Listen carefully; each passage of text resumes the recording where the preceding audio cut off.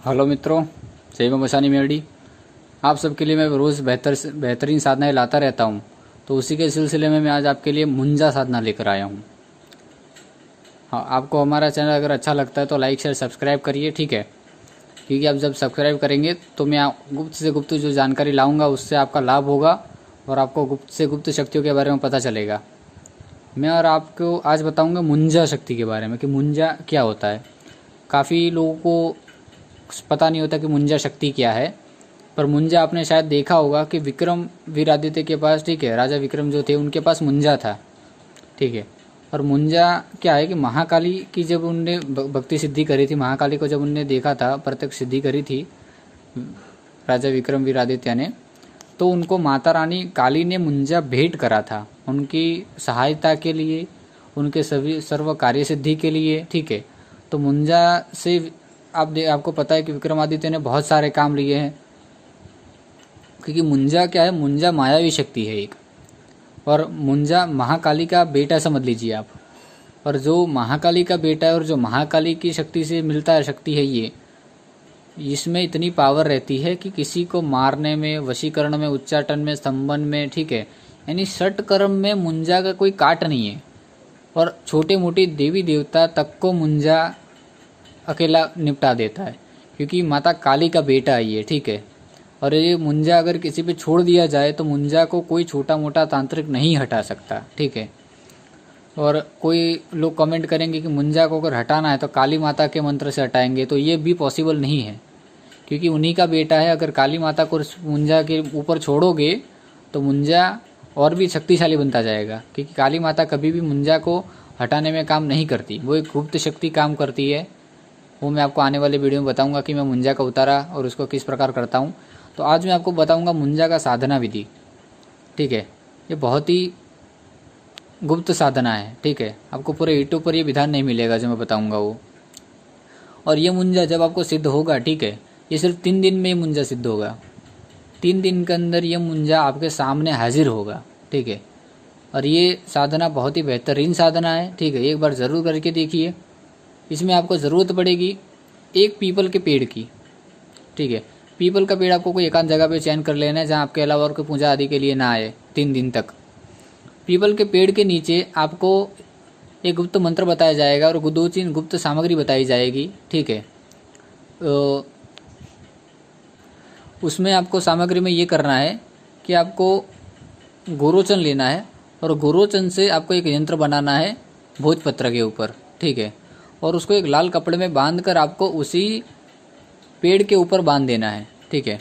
और 3 दिन आपको उसी पेड़ के ऊपर उस लाल कपड़े को देखते हुए मुंजा के मंत्र का जप करना है, ठीक है।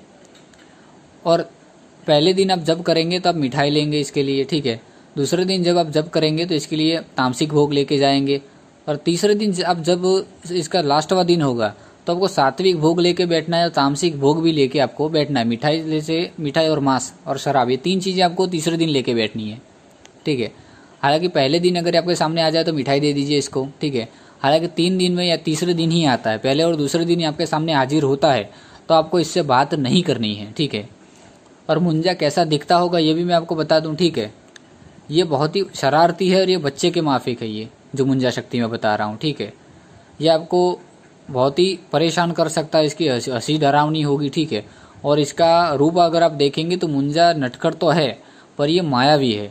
इसका रूप ये आपको कोई भी रूप में आपके सामने आएगा, कभी 10 फीट का भी हो सकता है, कभी 5 फीट का, कभी 17 फीट का, इतना माया जाल रचेगा।